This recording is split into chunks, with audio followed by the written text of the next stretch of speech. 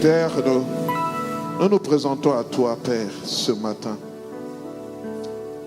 Ce matin, assoiffés nous le sommes. Assoiffés de ta présence, assoiffés de ta parole. Assoiffés, Seigneur, de te voir dans toute ta gloire. Saint-Esprit, glorifie Jésus dans nos vies. Seigneur, ce matin, je me tiens faible devant ta présence pour parler à ton peuple.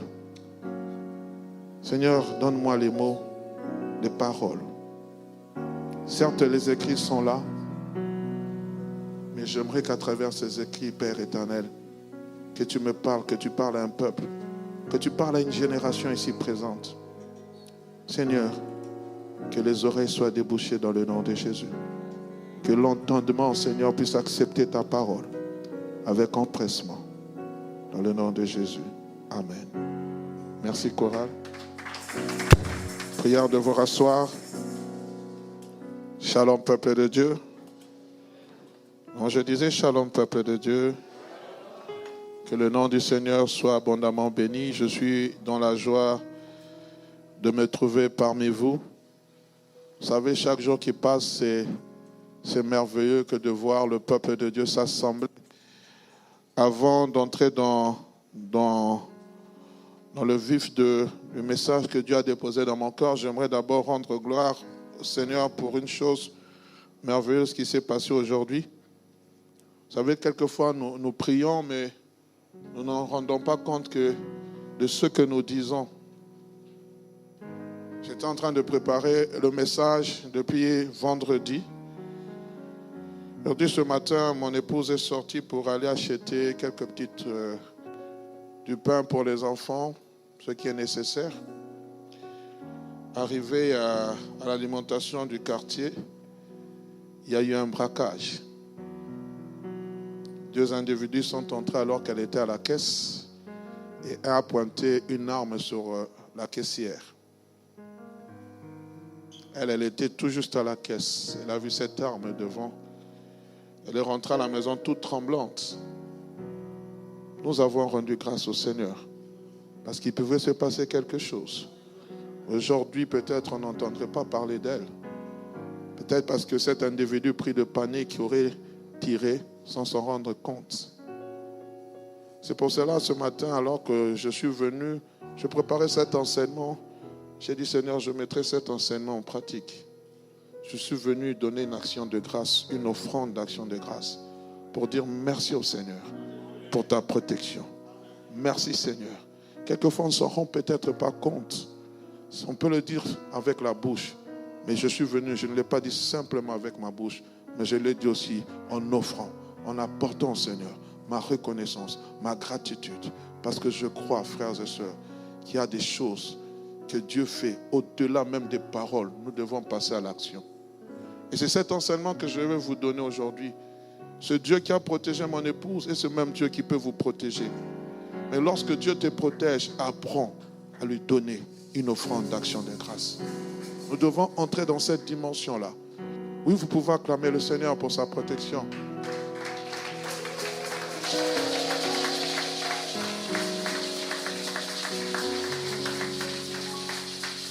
D'autres appelleront ça la chance. D'autres appelleront ça, et moi je dirais, c'est une occasion pour venir dire merci au Seigneur. Et il y a des choses comme cela, bien aimés, il faudrait que nous puissions cultiver.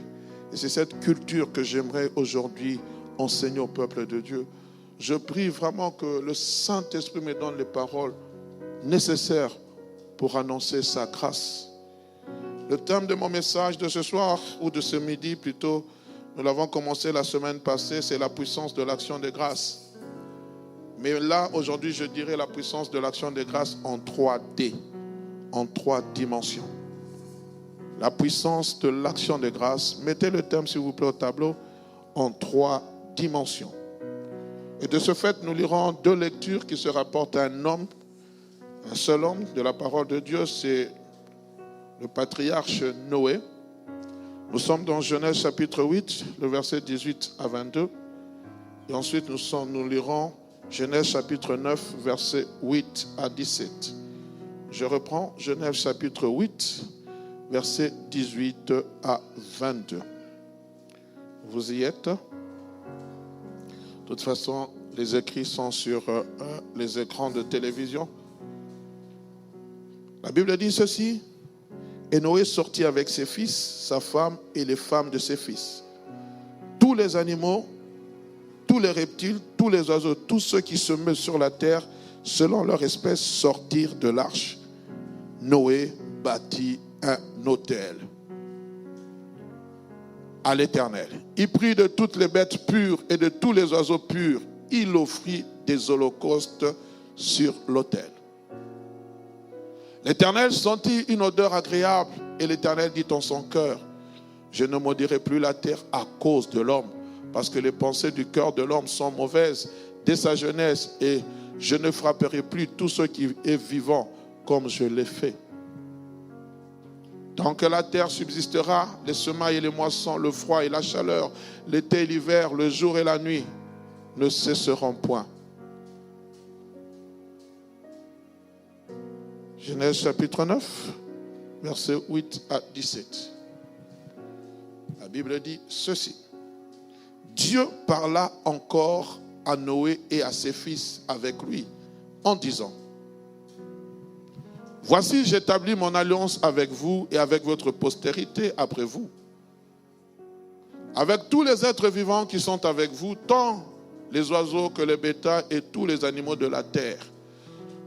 Soit avec vous ceux qui sont sortis de l'arche, soit avec tous les animaux de la terre. Soit avec tous les animaux de la terre. Veuillez m'excuser. J'établis mon alliance avec vous. Aucune chair ne sera plus exterminée par les eaux du déluge. Et il n'y aura plus de déluge pour détruire la terre. Et Dieu dit, c'est ici le signe de l'alliance que j'établis entre moi et vous, et tous les êtres vivants qui sont avec vous, pour les générations à toujours. J'ai placé mon arc dans la nue et il servira de signe d'alliance entre moi et la terre. Quand j'aurai rassemblé des nuages au-dessus de la terre, l'arc paraîtra dans la nue.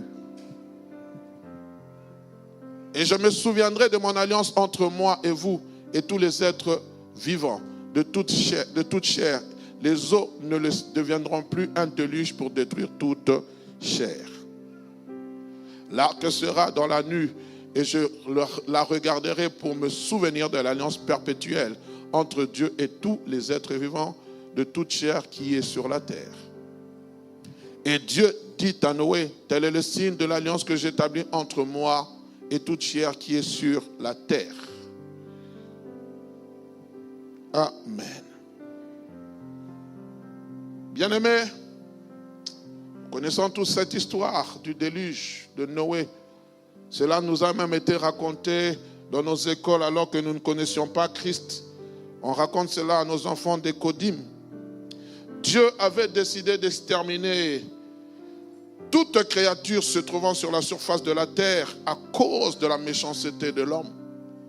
L'homme que Dieu avait créé à son image va se tourner vers le mal. La Bible parle de ces géants qui sont venus et qui ont orchestré le mal. Et la Bible dit, Dieu s'est repenti. Il dit, à partir de l'homme, l'année de l'homme ne dépassera pas, je pense, 120 ans. Et il avait pris l'engagement de détruire la terre. Mais il va épargner 8 personnes. Il épargnera Noé et toute sa famille, alors que la sentence était tombée. J'aime beaucoup ce que la Bible dit. Noé trouva grâce aux yeux de Dieu. Il a trouvé grâce aux yeux de Dieu, alors que tout le monde, la sentence était sur l'humanité. Lui, il a trouvé grâce. Pourquoi? Il marchait avec Dieu. Il connaissait le Dieu de ses ancêtres. Il a été divinement averti dans le livre d'Hébreux chapitre 11. On dit, c'est par la foi que Noé fut divinement averti des choses qui devaient venir. Oh bien-aimé, je prie qu'un peuple soit divinement averti. La connexion avec Dieu, la crainte de Dieu, Dieu va toujours nous avertir. Il n'y a rien qui peut nous arriver que le Seigneur ne puisse nous avertir. Bien-aimés, s'il vous plaît, j'ai un petit sifflement. Prière de régler cela. Merci bien. Et pour être sauvé du déluge, que va-t-il se passer? Noé va construire une arche. Dieu dit, fais-toi une arche. Quand vous lisez le livre de Genèse chapitre 1er jusqu'au Genèse chapitre 6, la Bible ne parle pas de pluie. Il n'était jamais tombé de pluie. Il y avait peut-être, quand vous lisez Genèse 1, on parle d'une rosée. On ne parle pas de pluie. On parle d'une rosée qui a permis à ce que les arbres puissent pousser, les plantes puissent pousser. Mais la pluie n'était jamais tombée. Et Dieu dit à Noé de construire une arche. L'arche avait la forme, on dit, comme d'une boîte. C'était quelque chose d'invraisemblable. Quelque chose pour lequel personne ne croyait que ça pouvait arriver. On a pris Noé pour un fou. Mais la Bible dit, jusqu'au jour où Noé entra dans l'arche. Il y a un jour, bien aimé, où vous et moi nous rentrerons dans cette arche. Et le jugement s'abattra sur cette terre. Ma prière, mes amis, c'est que nous ne puissions pas rater ce jour-là. Ma prière, mes amis, c'est que ce jour-là, nous ne puissions pas rater. Que nous soyons tous enlevés. Alléluia. Il est entré dans l'arche. Et pendant 40 jours et 40 nuits, il y a eu un déluge. Il y a eu une pluie incessante. Et après le 40e jour, la Bible dit que le déluge s'arrêta, la pluie cessa. Noé et toute sa famille sortirent sains et saufs. Noé et tout son équipage, ainsi que tous les animaux, les bêtes des champs, les reptiles, tous sont sortis sains et saufs. Aucun d'eux n'avait péri. La grâce de Dieu. Mais voilà, bien-aimés, lorsque Noé est sorti, la première des choses qu'il a faites, il a bâti un autel. Le premier geste fort qu'il a posé fut celui de rendre grâce à Dieu. Non de n'importe quelle manière, mais en bâtissant un autel à l'Éternel. Il va bâtir un autel à l'Éternel. Et la Bible dit, il va offrir des bêtes pures. Il va offrir des bêtes pures. Dieu ne lui avait rien demandé. Dieu ne lui avait pas dit, j'ai besoin que tu me sois reconnaissant. Dieu n'avait rien mentionné. La Bible se tait dessus. Dieu n'avait rien demandé. Mais Noé a dit, ce grand Dieu, comment puis-je trouver grâce aux yeux de l'Éternel? Que puis-je le rendre? Action de grâce. Il bâtit un autel pour l'Éternel. Il n'a pas pris de bêtes chétives. Il n'a pas pris des animaux impurs. La Bible dit qu'il a pris des animaux purs. Dans le mot pur, bien aimé, il y a la qualité. Parce que lorsque vous lisez, la loi de Moïse n'était pas encore là. Lévitique n'existait pas. On n'avait pas encore distingué les animaux purs des animaux impurs. Mais comment Noé a eu cette connaissance? Divinement averti. C'était un homme de foi.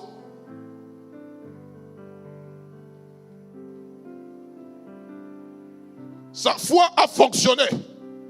Et la Bible dit, lorsqu'il a bâti cet autel, l'Éternel sentit une odeur agréable. Oh Seigneur, fais de moi un bâtisseur d'autel. Mais que lorsque je bâtisse un autel, que ça soit avec une odeur pure. Que tu sentes une odeur agréable, pas une odeur impure, pas quelque chose, Seigneur, qui puisse te choquer. Et lorsque Dieu a senti cette odeur agréable, la Bible dit, Dieu parla en son cœur. Oh bien-aimé, il y a des choses que nous faisons. Il y a des choses que nous faisons par la foi. Il y a des choses qui font parler le cœur de Dieu. Il y a des choses qui font parler le cœur de Dieu. Dieu parlait à son cœur. Il a pris. C'est comme si Dieu s'est répandu. Il a dit, jamais plus je ne détruirai la terre par les eaux du déluge. Pourquoi? Parce qu'il y a eu un homme qui a placé, qui a pris une offrande d'action de grâce, qui a bâti un autel et qui a sacrifié des animaux purs. Et Dieu a senti une odeur agréable. Puisse Dieu nous aider. J'y reviendrai en long et en large. Et ce que j'aime, bien aimé, c'est lorsque il a senti cette odeur agréable, cela va déclencher une alliance qui sera gardée pour un souvenir éternel, perpétuel. En ce dimanche matin, je voudrais que vous et moi, nous puissions comprendre la thématique que je vais exploiter pendant quelques minutes. Mais cette thématique ne se base pas sur l'offrande simple. Le dimanche passé, nous en avons parlé, où la Bible dit, j'aimerais lire les deux passages que j'ai eu à citer le dimanche passé, où la Bible dit ceci. La Bible dit, soyez toujours joyeux. Rendez grâce, 1 Thessaloniciens chapitre 5, versets 16 à 19. Soyez toujours joyeux, priez sans cesse, rendez grâce en toutes choses, car c'est à votre égard la volonté de Dieu. Et j'avais parlé de cette action de grâce, où nous venons avec nos paroles, nous venons dire au Seigneur, merci pour ce qu'il a fait. Mais il y a aussi une autre action de grâce. Et c'est cette deuxième action de grâce dont j'aimerais parler. Au fait, ce dont je parle, c'est même l'origine de l'action de grâce.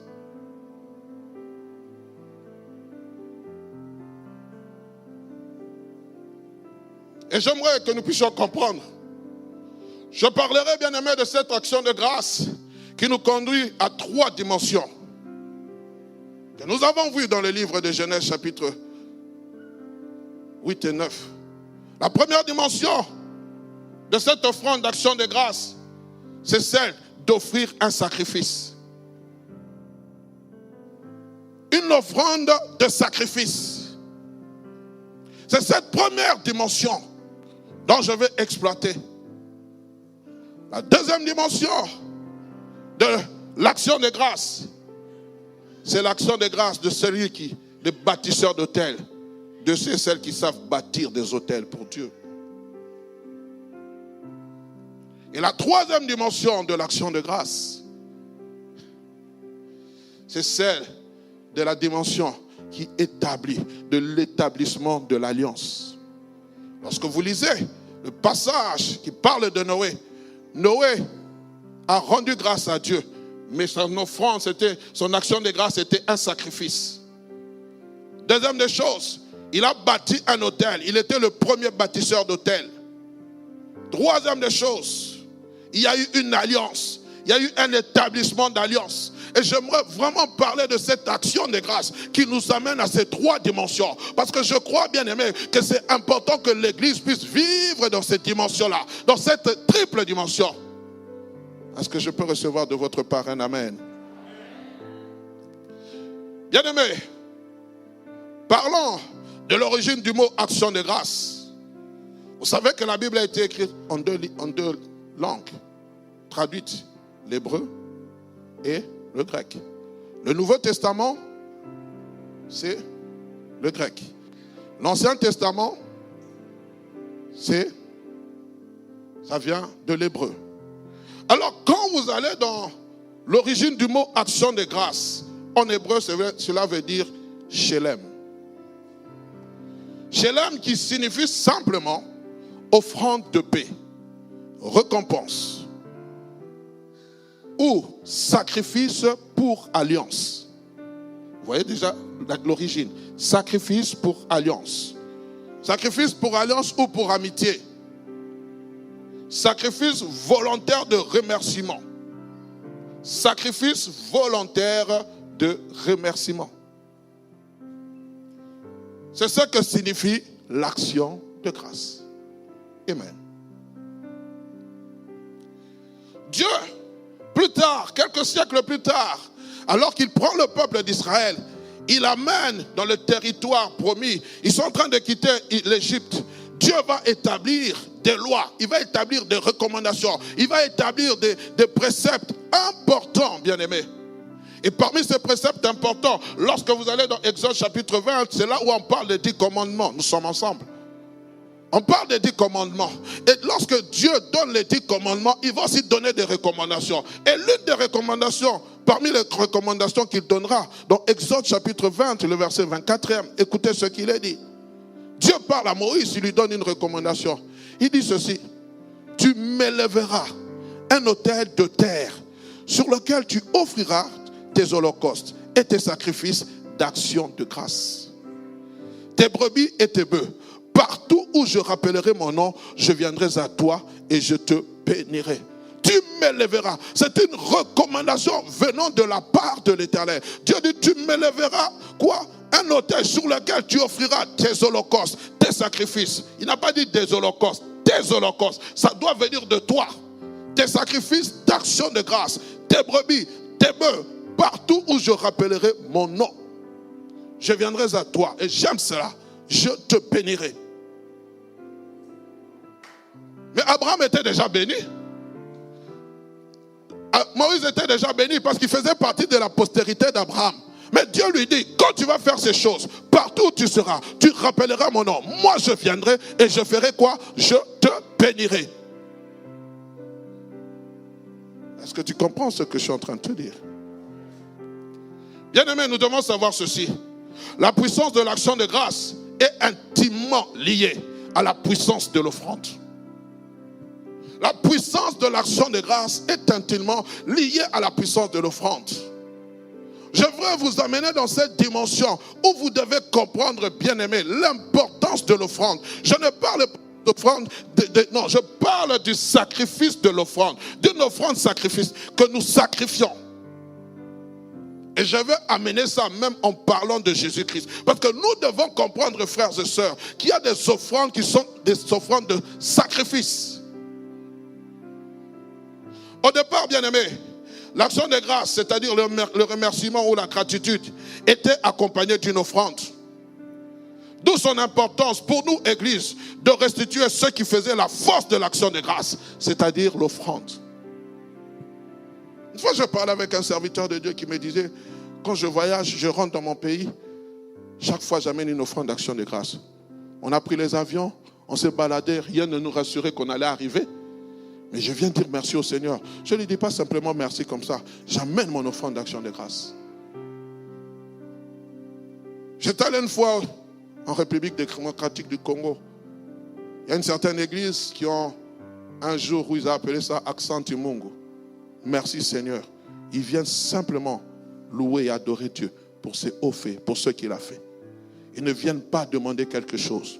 Et ils apportent dans la maison l'offrande d'action de grâce.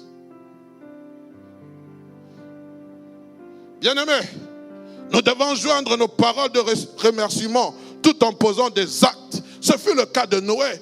Noé pouvait dire Seigneur, je te remercie. Mais il a posé un acte déterminant. Un acte, bien-aimé, qui a eu des répercussions jusqu'aujourd'hui. Chaque fois que nous voyons l'arche, comment on appelle ça, l'arc-en-ciel, bien-aimé, vous devez vous souvenir de Noé. C'est à cause du geste prophétique qu'a fait Noé. Si aujourd'hui la terre n'est pas détruite, c'est parce qu'un homme a posé un acte. Par la foi, il a déclenché un miracle. La terre ne sera jamais détruite par les déluges. Dieu a dit, je ne le ferai pas. Il y a des choses, frère, j'y reviendrai tantôt. Il y a des actes que nous pouvons poser par la foi, mais qui ont des conséquences, même sur nos générations futures. Tu ne le sais pas. Tu es en train de poser un acte, frère, mais tu ne sais pas que tu es en train d'entrer dans une alliance avec Dieu. Mes amis, nos parents ont eu à faire des sacrifices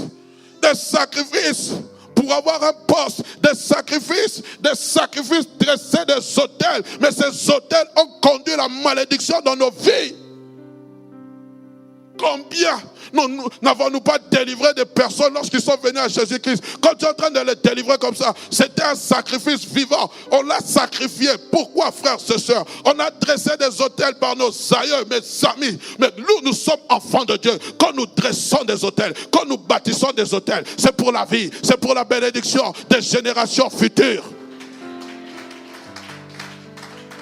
Quand tu comprends ces choses, les écluses des cieux s'ouvrent. Étudions dès à présent cette triple dimension d'action de grâce. La première dimension, cette offrande de sacrifice. Dans le monde spirituel, toute offrande conduit à un sacrifice.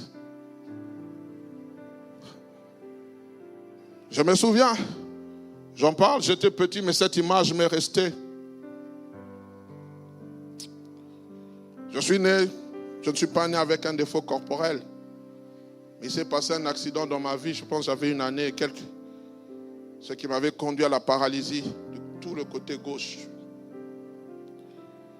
Et je me souviens quand j'avais peut-être 5-6 ans, ma mère, alors qu'elle ne connaissait pas le Seigneur, m'a mené chez ce qu'on appelait à l'époque des féticheurs.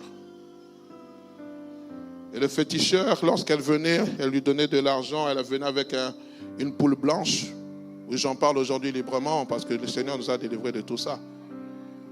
Elle venait avec une poule blanche, le féticheur était en train de sacrifier cette poule blanche, le sang coulait, il faisait des incantations. Et il disait à ma mère, voilà, il ne doit pas manger tel type d'aliment, tel type d'aliment, tel type d'aliment. Et moi, je devais m'y soumettre. Bon, j'étais enfant, je n'étais pas dans la connaissance. On pensait que ces choses-là sauvaient.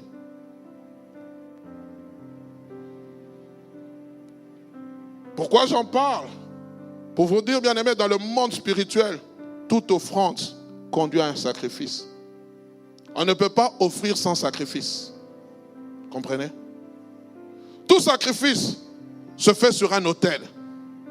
Et tout sacrifice conduit à une alliance. Parce que lorsque tu es en train de sacrifier, lorsque même ce féticheur-là, ou ce type-là, ce marabout, je ne sais pas, te demande de sacrifier, tu entres en alliance. Tu entres en alliance sans le savoir. Et souvent, ces sacrifices, ce sont des portes ouvertes aux démons, aux possessions démoniaques. Pourquoi? Parce que tu es en train de t'accorder. Je parlerai sur l'alliance. Amen. Même l'alliance de Christ a été établie avec comme base son sacrifice à la croix. Comprends ce que je vais te dire. Cette croix est l'autel qui a été dressé. À Golgotha, Christ était le sacrifice. Il était l'offrande qui devait être sacrifiée. L'autel, c'était la croix. Comprends-moi bien. Mais cette croix, ce sacrifice nous a introduits dans une alliance. J'y reviendrai, frères et sœurs. Parce qu'il dira, ceci est quoi? Quand vous êtes dans Matthieu chapitre 26, le verset 26 à 28, on va y revenir. Mais il dit quoi? Ceci est mon sang. Le sang de quoi? De la nouvelle alliance. C'est pour cela, vous, jeunes hommes qui vous aimez, je t'aime moi non plus, faisons-nous une alliance de sang. Faites attention. Dans le sang, il y a la vie.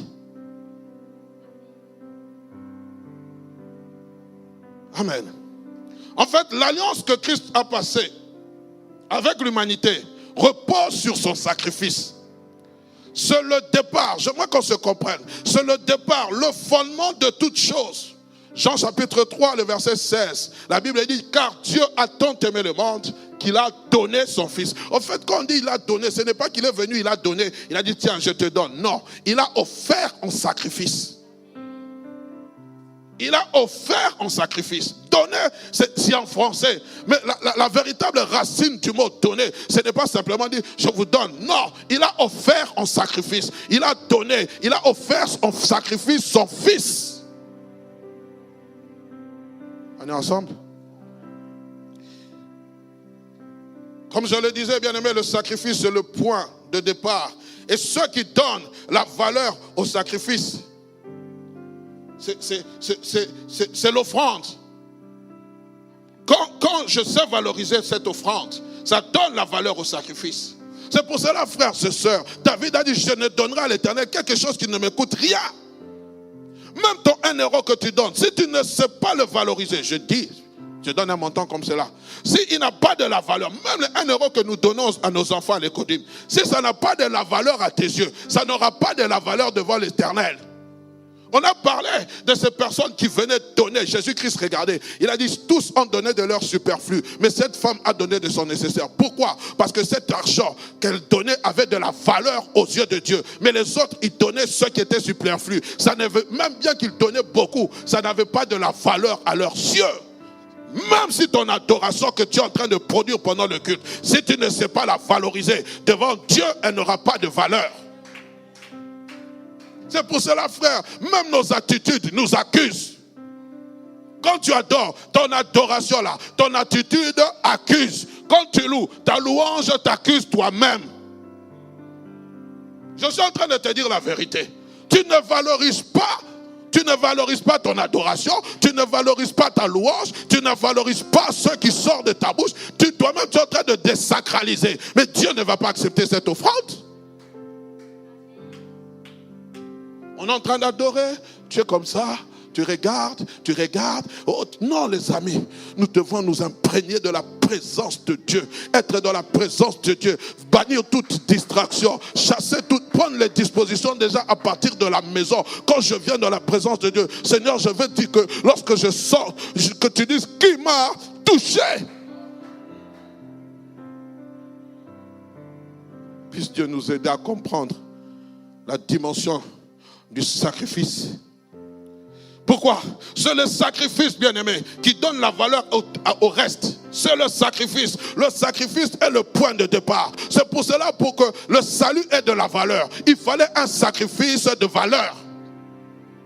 Pour que ta vie ait de la valeur, il fallait un sacrifice de la valeur. 1 Pierre chapitre 1, verset 18. La Bible dit, ce n'est pas avec les pierres précieuses, ni avec l'or, ni avec l'argent que vous avez été rachetés, mais c'est avec le sang précieux de Jésus. Ça n'a pas de valeur.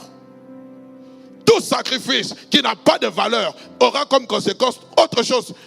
Il faut que mon sacrifice ait la valeur. C'est pour cela que Dieu a donné ce qu'il avait de plus valeureux. Ce n'était pas l'or, ce n'était pas l'argent, ce n'était pas le monde. Ce qu'il avait de plus valeureux, c'était son Fils unique. C'est pour cela la Bible dit, au nom de Jésus, voici les miracles qui accompagneront ceux qui auront cru. Oh mon nom à quoi? Mon nom a la valeur. La valeur, c'est la puissance de Dieu. Mon nom a de la valeur. Oh mon nom. Parce que le nom de Jésus-Christ renferme tout. Le nom de Jésus a de la valeur. Ce qui donne la valeur à ta vie chrétienne, c'est l'œuvre de la croix. C'est le sacrifice de Christ. Si le diable te craint, il te craint à cause de l'œuvre de la croix. Tant que tu es sous l'œuvre de la croix, tant que ta vie est sous la coupe de la croix, le diable a peur de toi. On est ensemble. Le temps passe tellement vite. Oh Seigneur, aide-nous. Je peux continuer.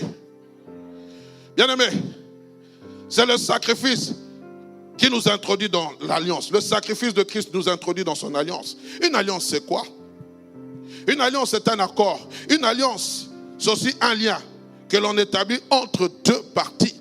C'est un accord, c'est un lien. Donc quand toi, tu fais l'alliance avec les démons, tu te lis aux démons.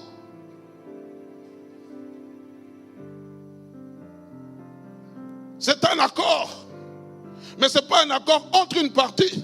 C'est un accord entre deux parties. J'aimerais vraiment que le Seigneur m'aide, bien-aimé, à transmettre ce message. Cette alliance ou celle-ci comporte toujours deux angles, deux aspects, deux parties, deux engagements à faire pour des choses précises. Dans des alliances, il y a des clauses. On peut dire une alliance, c'est un contrat. Et quand vous avez un contrat de travail, il y a des clauses du contrat. Voici l'heure à laquelle vous devez arriver. Voici l'heure à laquelle vous devez finir. Voici ce que vous devez faire. Voici ce que vous ne devez pas faire. Et même l'alliance que nous avons avec Christ, c'est ce que nous appelons ses commandements. C'est ce que nous appelons ses exigences. Nous avons une alliance, mais il y a aussi des clauses de cette alliance. Bien-aimés, l'alliance que nous avons avec Christ est basée sur son sacrifice. Puisque si cette alliance est un sacrifice, comprends ce que je veux dire. L'alliance que nous avons avec Christ, elle est basée sur quoi? Sur le sacrifice. On a dit que l'alliance, c'est l'accord entre deux parties, n'est-ce pas? Christ est venu avec son alliance, qui est basée sur le sacrifice. Amen. Il vient vers l'homme, vers l'humanité. Il dit, voici mon alliance, l'alliance nouvelle, mon sacrifice de la croix. Qu'est-ce qu'il demande en retour à l'homme? Il va aussi demander à l'homme un sacrifice. Mais pas de la même nature que Christ. C'est pour cela que Paul pouvait dire ceci dans Romains chapitre 12, verset 1er. Je vous exhorte donc, frères, par les compassions de Christ, de Dieu, à faire quoi? À offrir vos corps. Comme quoi? On a dit quoi? Comme un sacrifice vivant, saint, agréable à Dieu. Ce qui serait de votre part un culte raisonnable. Mon fils est sacrifié. J'attends de vous que vous sacrifiez aussi vos corps. Mais pas de là. C'est pas dire que vous allez mourir à la croix. Non. C'est-à-dire que je dois tout faire pour que ma vie plaise au Seigneur. À sacrifier vos corps comme quoi? À offrir vos corps comme quoi? Un sacrifice. L'équivalent de ce que Christ a fait. Mais nous sommes dans pas la même dimension. Parce que le sacrifice de Christ, aucun de nous ne pouvons le faire. Il a porté nos péchés. Le sacrifice de Christ ôte le péché du monde. Le sacrifice de Christ détruit la puissance de la malédiction dans ta vie. Alors Dieu attend son équivalent. Son équivalent c'est quoi? C'est que vous et moi, nous puissions offrir nos corps comme sacrifice. On est ensemble? L'équilibre. Il y a une alliance lorsque les clauses sont respectées. La clause que Dieu te demande, c'est d'offrir ton corps comme sacrifice.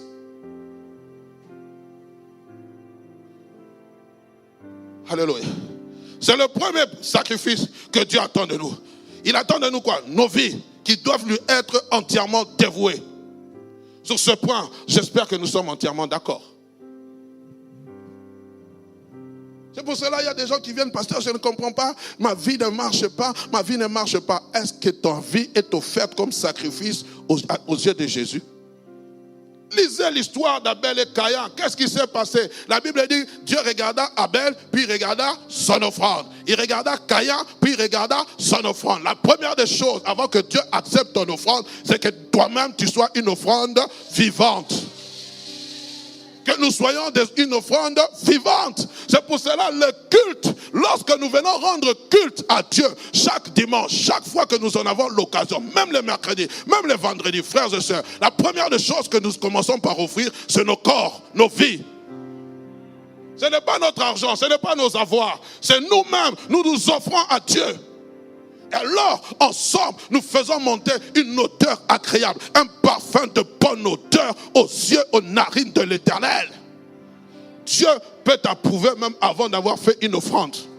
Parce que ton corps est une offrande. Et lorsque l'offrande a une odeur agréable, Dieu parle. N'oublie jamais ça. Dieu parle. C'est pour cela, lorsqu'il a vu Satan, il a dit, as-tu remarqué mon serviteur Job? Dieu a parlé à Satan même de Job. Oh Seigneur, merci.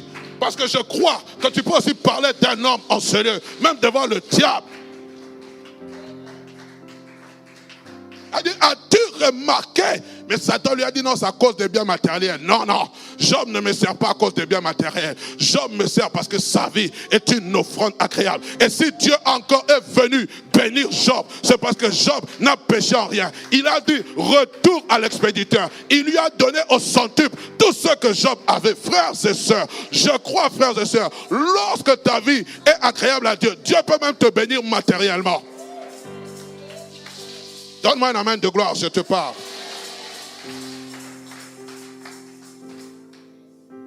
Nous partirons du principe biblique suivant que Paul a énoncé. De Corinthiens chapitre 9 verset 6. Frère, vous m'avez déjà mis moins 9 minutes. Soleil, arrête-toi sur Gabon. Lune, suspend ta course. De Corinthiens chapitre 9 verset 6. Sachez-le, que celui qui sème peu, moissonnera peu. Celui qui sème abondamment, moissonnera abondamment. Bien-aimés, j'aimerais vous dire ceci. Cette assertion équivaut aussi bien que dans le domaine naturel que dans le domaine surnaturel.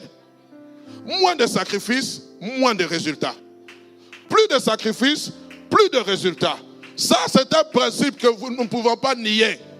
Tu ne peux pas tu te consacres moins à Dieu, tu penses que tu auras des résultats. Il n'y aura pas moins de résultats. Plus de consécration, plus de résultats. C'est un principe qui est immuable, qui ne changera jamais. Et ici, bien aimé, comme Paul est en train de parler de ce passage, dans ce passage, il ne parle pas dans le domaine spirituel. Il parle dans le domaine de la libéralité. Il dit, celui qui sème, il dit, sachez-le, c'est un principe. Celui qui sème peu, moissonnera peu. Celui qui sème abondamment, moissonnera abondamment. Il parle de la libéralité, il parle des finances. Ce principe-là équivaut aussi dans les finances. Oh pasteur, non, ce n'est pas la cupidité. Je suis en train de t'enseigner pour que tu puisses comprendre. Il y a des situations qui sont bloquées parce que tu ne comprends pas certains principes divins. Nous ne comprenons pas certains principes divins. J'ai pris le temps d'être enseigné moi-même par ces choses. J'ai rendu témoignage. Aujourd'hui, je parle encore, je reparlerai, même si vous êtes fatigué. Mais il y a des témoignages qui sont toujours remis à nouveau. Moi, mes enfants, la prière, oui. Mais il y a eu des sacrifices que moi j'ai fait, que nous avons fait. Sacrifice d'offrande, sacrifice de temps de prière. Ne pensez pas, frères et sœurs, que ces principes-là ne fonctionnent pas. Oh non, tout est grâce, je croise les bras, Dieu va agir. Frère, Dieu pouvait aussi libérer l'homme sans donner son fils. Il pouvait dire, je délivre l'homme du péché. Il pouvait dire un mot, non? Il est tout puissant. Mais il respecte lui-même les principes qu'il a établis. Il a dit, l'homme a péché. La délivrance de l'homme doit venir par une créature qui est sans péché. C'est pour cela qu'il a envoyé son fils, qui a été conçu par le Saint-Esprit, né d'une vierge, qui était sans péché pour venir libérer l'humanité. Il pouvait simplement dire un mot, mais il n'a pas dit un mot. Pourquoi? Parce que Dieu respecte ces principes que lui-même a établis. Et il y a des principes là, même bibliques, frères et sœurs, qui fonctionnent lorsque tu vas les respecter. Ça va fonctionner. Bien aimé, j'insiste. Il y a des lois et des principes spirituels. Excusez-moi, il y a une loi et un principe spirituel qui est attaché au sacrifice. Le sacrifice débloque même des situations. Ça débloque des situations. Je parle de moi, frère, parce que je ne vais pas prendre un exemple des gens que je ne connais pas. Je parle de mon expérience. Quand le Seigneur voulait commencer à agir dans notre vie concernant notre fille, un serviteur de Dieu est venu, m'a dit, frère, est-ce que tu as déjà fait telle chose pour ton père? J'ai dit non. Il a dit, commence à acheter les habits pour ton père. Achète les habits. Fais ceci. Il m'a donné des conseils. Il a commencé à me conseiller. J'ai acheté une valise, j'ai envoyé à mon père. J'ai fait des sacrifices, frères et sœurs. J'ai fait des sacrifices même financiers. J'ai donné, frères et sœurs. Pourquoi? Parce que j'avais besoin de la visitation de Dieu dans ma vie. Il y a des choses, frères. Il y a des situations qui peuvent être débloquées par des sacrifices. Le sacrifice des jeûnes et prières. Un sacrifice va au-delà de nos limites. Tu ne comprends pas, ta situation ne bouge pas, mais tu ne fais jamais de sacrifice. Quand on parle du jeûne et de la prière, tu n'aimes pas jeûner. Quand on te dit on va jeûner 3 jours, 3 jours, frères et sœurs, il y a des situations qui ne peuvent bouger que si nous apprenons à nous sacrifier. Tant que tu ne vas pas te sacrifier, si Christ s'est sacrifié, frère, toi aussi pourquoi tu ne peux pas te sacrifier? On est ensemble. Nous devons faire régulièrement des choses qui nous coûtent pour débloquer certaines situations. Ça te coûte, mais tu mets Dieu à l'épreuve. Mais pasteur, le jeûne, nous on a appris que le jeûne, non, je ne dis pas que non, le jeûne, frère, c'est un sacrifice. Suivez l'histoire de Daniel. Dès qu'il a eu à cœur de jeûner, de prier, la Bible, il y a quelque chose qui s'est débloqué dans les ciels. Esther, elle a fait 3 jours de jeûne. Il y a quelque chose qui s'est débloqué. Ça bloque. Quel sacrifice fais-tu?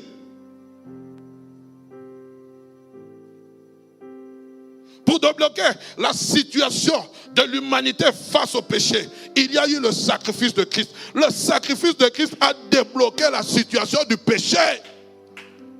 Là où le péché a abondé, la grâce a surabondé. C'était quoi? Le sacrifice de Christ. Si toi et moi nous pouvons être appelés enfants de Dieu, si toi et moi nous pouvons dire nous sommes des enfants de Dieu, c'est parce qu'il y a eu une situation qui a débloqué ta vie. Avant tu étais enfant du diable, avant tu étais sous la domination, la malédiction du diable. Mais le sacrifice de Christ est venu débloquer ta vie. De la malédiction tu es passé à la bénédiction. Du pauvre qu'il a été, il s'est appauvri afin que toi et moi nous devenions riches. Oh! Comprends ce que je te dis, mon frère. Que Dieu t'ouvre l'intelligence. Parce qu'il y a des choses, si tu comprends aujourd'hui, il y a des situations qui seront débloquées. Même ton travail peut être débloqué. Seigneur, je te mets à l'épreuve. Dieu dit, mettez-moi de sorte à l'épreuve. Et vous verrez si à cause de vous, je n'ouvre pas les écluses de cieux. Sans sacrifice, frère. Il y a des sacrifices qui sont seulement, il y a des bénédictions qui sont liées à des sacrifices. Oh, mon commerce se bloque, mes affaires bloquent, mon mariage bloque. Mais comment tu vas les débloquer? Christ lui-même, il va. Il dit, cette sorte de démons, ne sont que par le jeûne et la prière. Par le sacrifice et la prière. Quand je jeûne, qu'est-ce que je viens dire à Dieu? Je sacrifie mon temps de plaisir. Je sacrifie mon temps de loisir. Je sacrifie mon temps, je ne sais pas de quoi. Je sacrifie même les passions de ma chair. C'est un sacrifice. Donne-moi un amen de gloire, je te parle.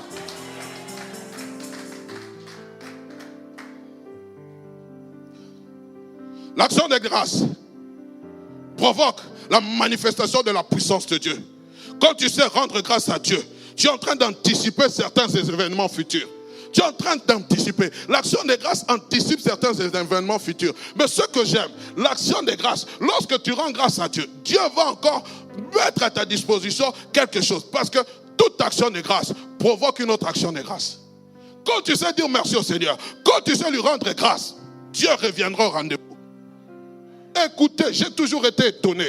J'ai lu ce passage, Matthieu chapitre 20, 26, versets 26 à 28. Écoutez, si nous ne finissons pas, je ne sais pas.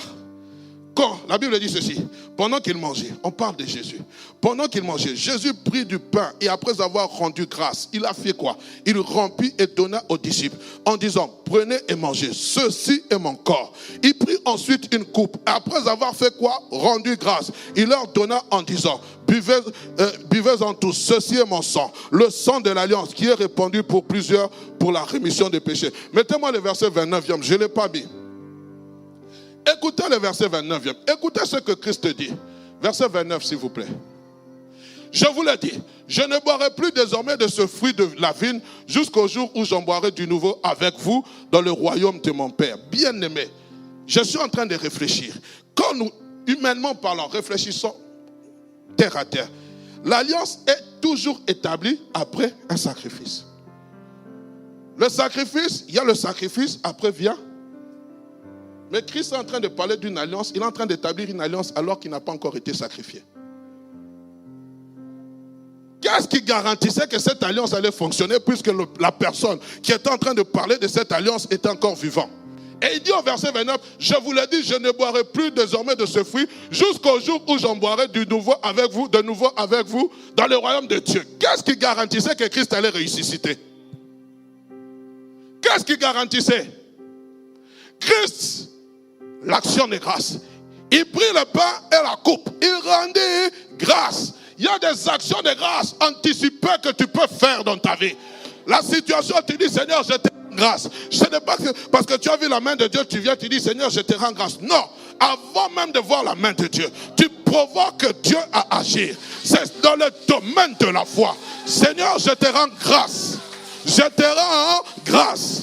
Moi là, je viens te rendre grâce pour ma guérison. Mais les symptômes de la maladie sont là. Non, la Bible dit, il prit le pain, rendit grâce. Là, nous sommes dans le domaine de la foi. Dans le domaine où tu dois saisir l'invisible mais visible.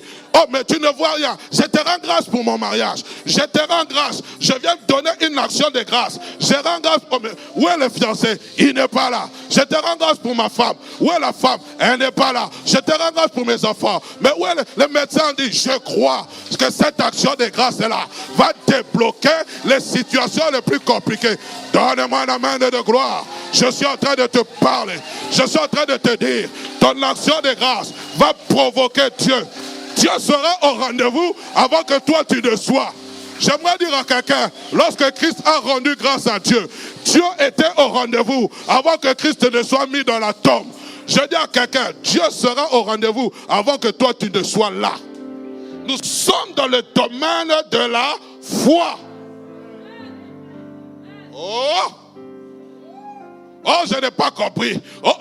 Surtout toi qui as une promesse de Dieu. On vient te dire, Dieu m'a dit, tu restes comme ça de marbre. C'est la promesse. Seigneur, je te rends grâce parce que tu as parlé. Est-ce que je m'adresse à quelqu'un ce matin? Deuxième dimension.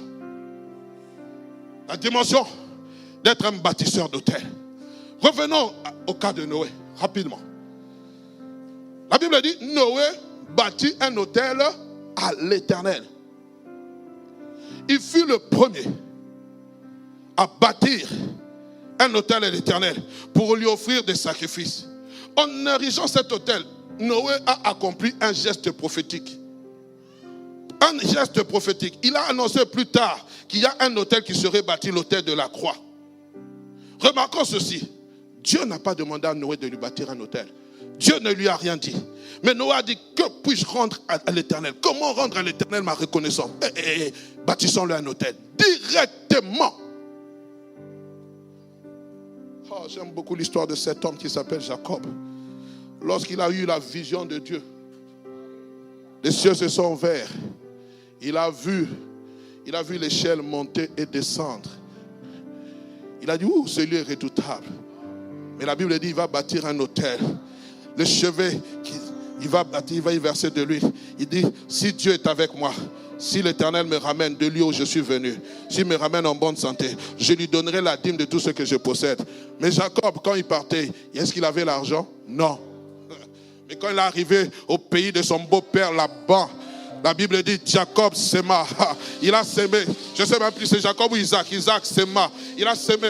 Mais j'aimerais dire à quelqu'un, frères et sœurs, il y a des choses où il faut déclarer par la foi. Il est parti pauvre. Mais lorsqu'il rentrait pour rencontrer son frère Ésaü, il avait beaucoup d'argent. Il avait beaucoup d'argent. Frères et sœurs, mais il avait bâti un autel. Il va lui donner le nom de quoi? De Bethel. La maison de Dieu. Mais quand il va revenir, ce même autel deviendra El Bethel, le Dieu de la maison de Dieu. Dans le pays de son beau-père, il a fait une rencontre. Il a expérimenté le Dieu de la maison de Dieu. C'est-à-dire au-delà de ce qu'il a vu.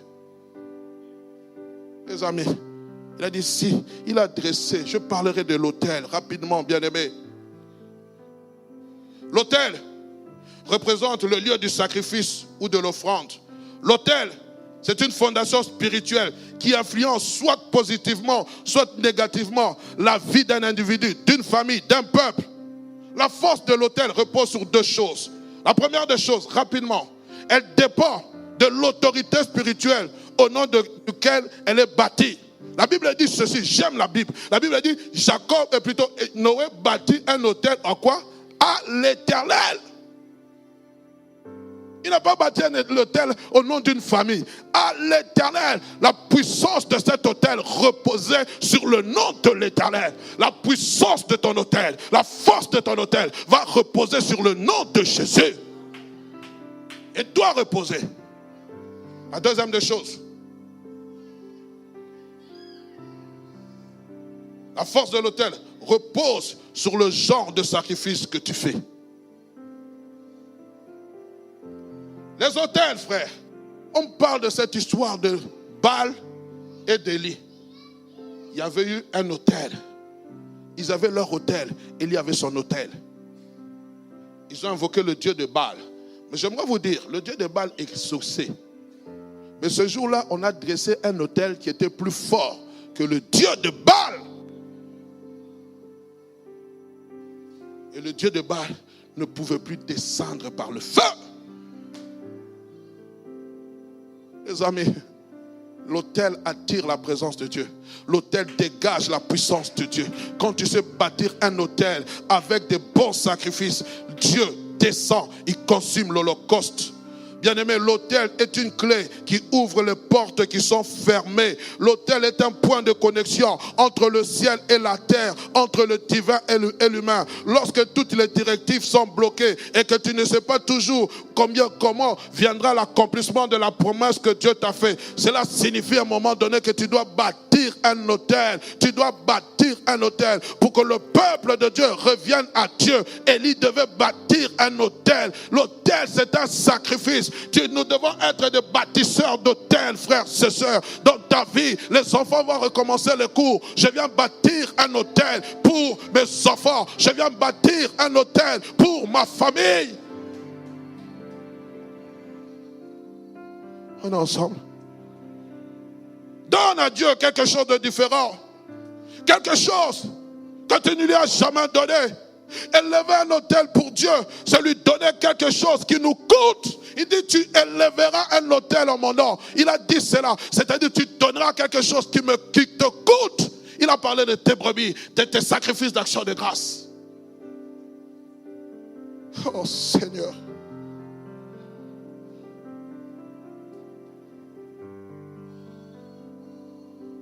L'autel a une double signification. C'est un lieu de commémoration, un lieu de souvenir.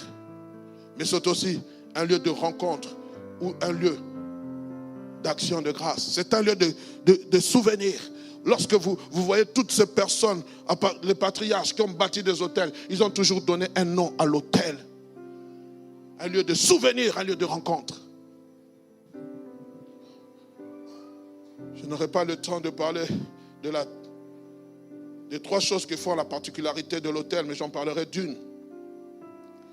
Dieu nous demande de faire 2 types d'autels dans la nouvelle alliance.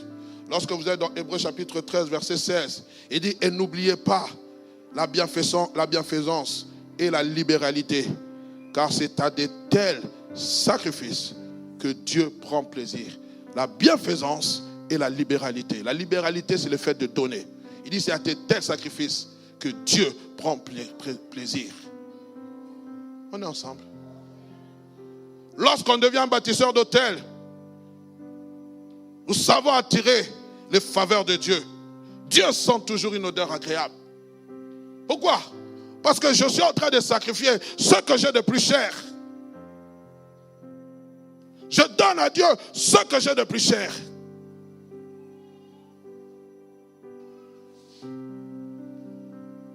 Tout est bloqué. Seigneur, je viens attirer ta faveur. Vous savez, frères et sœurs, permettez-moi de le dire. Je le dis à ma honte. Je le dis aussi pour nous édifier. Il y a des actions de grâce. Dieu te donne une année de plus. Quand tu donnes ton action de grâce, amène aussi une offrande. C'est une culture dans laquelle le peuple de Dieu doit apprendre cela. Amène une action de grâce de reconnaissance. Pasteur, tu veux t'enrichir? Je ne veux pas m'enrichir, je veux vous enrichir.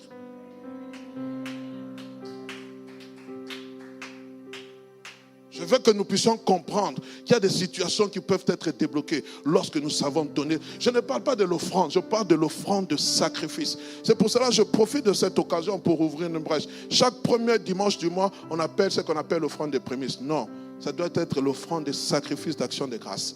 Dieu nous a préservés, Dieu nous a gardés, Dieu nous a donné la force. Nous venons lui offrir une offrande de sacrifice d'action de grâce.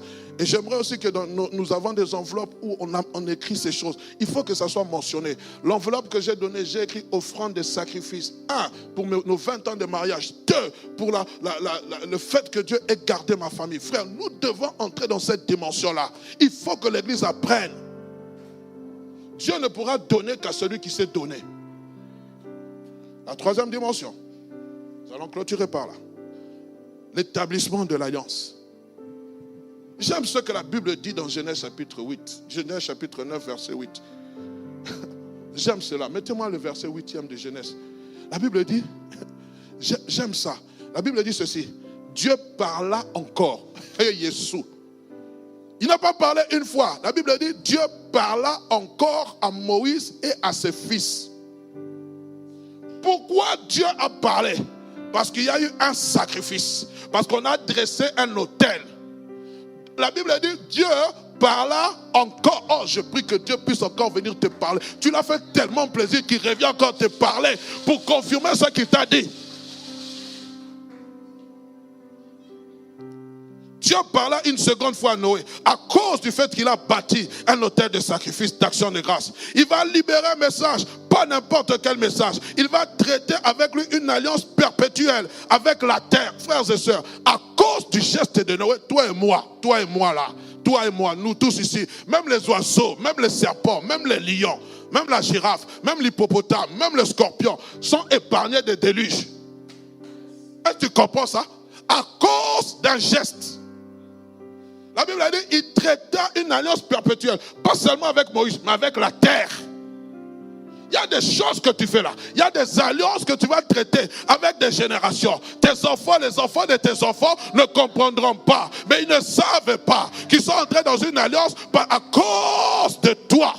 Je prie que tu sois le début du commencement de quelque chose. Parce que la Bible dit, si les prémices sont saintes, le reste l'est aussi. Je prie que les enfants de ma fille Théila, de génération en génération, ne puissent pas vivre les choses que nous avons vécues. Pourquoi? Nous allons bâtir des autels.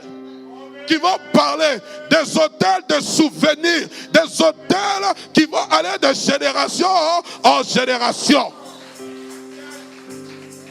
L'autel que Christ a bâti nous a fait entrer dans cette alliance. Mais c'est à cause de cet autel que vous et moi nous sommes épargnés. Tu ne comprends pas que ça a des retombées dans le domaine spirituel. Tu ne sais pas que lorsque tu bâtis un autel, Dieu peut même épargner ton enfant d'un grave accident. Même ton père qui ne connaît pas Jésus. Est-ce que les scorpions connaissaient Jésus? Ils connaissaient Dieu. La girafe connaissait Dieu. Mais Dieu dit, à cause de ce que tu as fait, j'épargne même les animaux. Jésus, la grâce illimitée. C'est ce que Dieu peut faire. Si tu deviens bâtisseur d'autel, il va traiter avec toi une alliance. Il va traiter avec toi une alliance. Il va traiter avec toi une alliance. Pourquoi son cœur va parler? Et Dieu dit, c'est ici le signe de l'alliance que j'établis entre moi et toi et moi. Tous les êtres vivants qui sont avec vous, pour les générations à toujours, j'ai placé mon arc dans les nuées. Elle servira de signe d'alliance entre moi et la terre. Pas seulement toi et tes enfants, entre moi et la terre. Frère, il y a des grâces qui peuvent même toucher ceux qui n'étaient pas sous la grâce. L'ange entre chez Marie. Il dit, je te salue Marie, toi à qui la grâce a été faite. Mais lorsque vous lisez le livre de Matthieu, on parle de la généalogie de Jésus-Christ. On s'arrête à qui? À Joseph. Si la grâce a été faite, bien que la prophétie sortait concernant une vierge, si la grâce a été faite à Marie, c'est parce que Marie était fiancée à un jeune homme qui s'appelait Joseph, qui était de la lignée de qui? De David. La Bible dit qu'il devrait siéger, il devait être de la tribu de Juda. Si Marie avait dit non à Joseph, si elle était allée voir André, Pierre, l'ange n'allait jamais toquer à sa porte, toc, toc, toc, parce qu'elle n'était pas la première fille vierge à cette époque-là. La plupart des filles étaient vierges, permettez-moi d'en parler. Mais on dit, à qui toi la grâce a été faite. Pourquoi? À cause de ta connexion avec Joseph. Il y a des connexions comme ça qui te font entrer dans la grâce.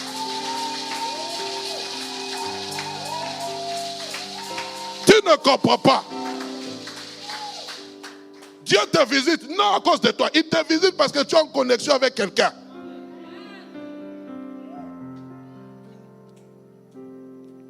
Permettez-moi d'en parler. Les gens aujourd'hui, moi je connais tel, j'ai l'adresse de tel, du président, ainsi de suite. Mais oui, parce que tu es en connexion avec lui. Mais une fois que la connexion est coupée, c'est fini. Hein? Il y a des grâces, frères et sœurs, que tu obtiens parce que tu es en connexion avec quelqu'un. Ce n'est pas le temps d'en parler. Je peux continuer. Rapidement, accordez-moi quelques minutes. Bien-aimé, quand nous savons offrir à Dieu, Dieu parle. J'aime beaucoup l'histoire de Salomon. 1 Roi chapitre 9, versets 1 à 3. Rapidement. Lorsque Salomon eut achevé de bâtir, 1 Roi 9, 1 à 3, eut achevé de bâtir la maison de l'Éternel, la maison du roi, et tout ce qu'il plut de faire, l'Éternel apparut à Salomon, on a dit quoi? Une seconde fois. Comme il lui était apparu à Gabaon. Et l'Éternel lui dit, j'exauce ta prière et ta supplication que tu m'as adressée. Je sanctifie cette maison que tu as bâtie pour y mettre à jamais mon nom. J'aurai toujours là mes yeux et mon cœur. Mais bien aimé, pour que Dieu puisse parler de cette façon, suivez-moi attentivement, nous allons bientôt clôturer. Salomon a dû en premier traiter une alliance avec Dieu. Quand vous êtes dans 1 Roi, chapitre 8, versets 22 à 61, c'est tellement long que si nous lisons, on risque de rester jusqu'à 13 heures. Mais vous allez voir que Salomon est en train de traiter une alliance avec Dieu. Écrivez ce que je suis en train de vous dire. 1 Roi, chapitre 8, versets 22 à 61. Il a traité l'alliance avec Dieu. Il va parler. Il va dire, Seigneur, même si nous sommes emmenés en déportation, ainsi de suite, ainsi de suite. Et vous allez voir la raison pour laquelle Daniel priait, avait les portes, les fenêtres ouvertes et priait en direction de Jérusalem, était lié à cette prière qui était une prière d'alliance. Vous comprenez? Parce qu'il était en déportation, mais il avait les yeux fixés sur le temple de Jérusalem. On en parlera une fois. Mais écoutez, lorsqu'il a fini de parler, Salomon ne s'est pas seulement dit, je traite alliance avec toi, c'est fini. 1 roi 8, 62 à 64. Le roi et tout Israël, avec lui offrirent des sacrifices devant l'Éternel. Salomon immola combien? 22 000 bœufs et 120 000 brebis pour le sacrifice de quoi? D'action de grâce. Qu'il offrit à qui? À l'Éternel. Ainsi le roi et tous les enfants d'Israël firent la dédicace de la maison de l'Éternel. En ce jour, le roi consacra le milieu du parvis qui est devant la maison de l'Éternel, car il offrit là les holocaustes, les offrandes et les graisses des sacrifices d'action de grâce. Parce que l'autel terrain qui était devant l'Éternel était quoi? Trop petit pour contenir les holocaustes, les offrandes et les graisses des sacrifices d'action de grâce. Était trop petit. Le fait que Salomon a offert un sacrifice d'action de grâce d'une valeur inestimable a attiré Dieu à parler. Tu comprends? Dieu est venu encore une seconde fois le parler. Il m'a dit, tu m'as étonné. J'ai dit, parce que quand vous lisez l'histoire du temple, la mesure du temple, et c'était Dieu qui avait donné, même pour le sacrifice. Mais tellement que Salomon a vu la gloire de Dieu, il a dit, ce lieu est trop petit, il a offert au-delà. Frères et sœurs, ce que Dieu attend de toi, ce n'est pas un sacrifice normal, c'est un sacrifice au-delà. Ce que Dieu attend de nous. L'action de grâce nous amène dans une vie d'alliance. Et là, Dieu va traiter alliance, non seulement avec Salomon, mais avec tout le peuple. D'où cette fameuse phrase, sur mon peuple, sur qui est invoqué mon nom, s'humilie, prie, se détourne de ses péchés, ainsi de suite. Il fait quoi? Et cherche ma face, je les exaucerai du haut des cieux. Pourquoi? Il y a eu un sacrifice d'action de grâce qui les a fait entrer dans une alliance. Je vais clôturer. Le psaume 50, verset 5. Écoutez ce que la Bible dit. C'est Dieu qui parle. Rassemblez-moi mes fidèles qui ont fait alliance avec moi. Par quoi? Par les sacrifices. Rassemblez-moi mes fidèles qui ont fait alliance avec moi par les sacrifices. De quel sacrifice est-il question? Les autres traductions disent ceci. Rassemblez devant moi mes fidèles, ceux qui ont fait une alliance avec moi en offrant un sacrifice. Dans cette traduction, on voit que le rapport avec l'alliance et le sacrifice est lié au fait que ce sont les hommes qui viennent offrir à Dieu. Quand nous offrons à Dieu, nous provoquons une alliance avec Dieu. Il y a des alliances, frères, qui doivent être scellées. L'un des avantages de l'alliance, c'est que Dieu manifeste toujours sa fidélité dans tous les domaines de nos vies. Le sacrifice de l'alliance de Christ nous a fait entrer dans le domaine de la bénédiction spirituelle. J'aime beaucoup ce passage. Je pense Colossiens qui dit, béni soit le Dieu de notre Père, de notre Seigneur Jésus-Christ, qui nous a bénis de toutes sortes de bénédictions spirituelles dans les lieux célestes en Jésus-Christ. Mais qu'est-ce qui a fait que toi et moi nous soyons bénis? Je vous pose. Béni soit le Dieu de notre Seigneur Jésus-Christ, qui nous a fait quoi? De toutes sortes. Qu'est-ce qui fait que toi et moi nous soyons bénis? C'est le sacrifice de la croix qui a fait que la bénédiction repose sur ta tête. Si ce principe-là, pour te bénir, pour que toi et moi nous soyons bénis, il a fallu le sacrifice de Christ. Pour certaines bénédictions, il faut aussi des sacrifices. Que mon Dieu vous bénisse et qu'il vous fasse entrer dans l'alliance.